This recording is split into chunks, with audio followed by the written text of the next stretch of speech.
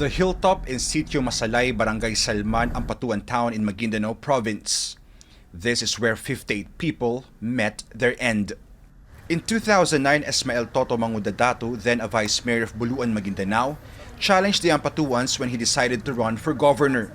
According to witnesses, Datu Andal Unsay Ampatuan Jr., his brothers, and the rest of their supporters and relatives hatched a plan to kill Toto.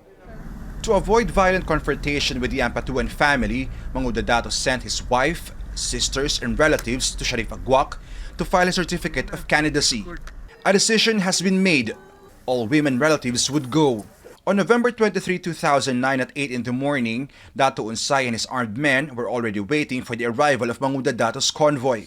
At around 9 or 10 in the morning, Mangudadatu received a call from his wife telling him, "Hinarang kami ng napakaraming lalaki dito." When he asked sino yan, she replied, "Maraming lalaki, nakaarmado, nandito na si Unsay, sinampal niya ako." Those were the last words he heard from her. The victims, including Mangudadatu's wife and sisters, their relatives and supporters, 32 media workers and innocent bypassers were taken to Sitio Masalay ng Ampatuan, Maguindanao. They were shot mercilessly using high-powered firearms allegedly owned by the Ampatuan private armies led by Datu Unsay. Barilin ko ng asawa mo, including her, private part. And to conceal the crime, the bodies of the victims were clumsily buried in makeshift graves using a government-owned backhoe. Prosecution star witness Socarno Badal testified how members of the Ampatuan clan planned to kill the victims. On that same day, the Ampatuan patriarch Andal Sr. called his son to ask about the situation. Datu Unsay replied, "Media lang ang natira, ama." But Andal Sr. said, "Pamidya-midya ka pa, ubusin mo na yan." No one lived. When everything was over, Andal Sr. called Datu Unsay.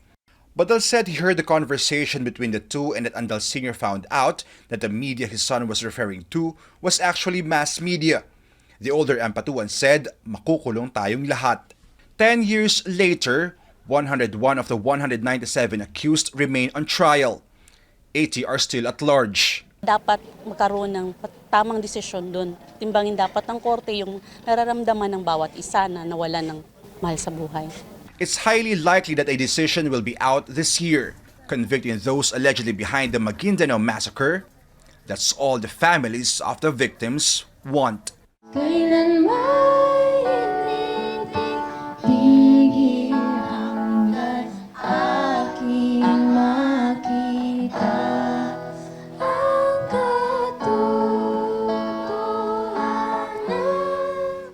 Anjo Alimario, CNN Philippines.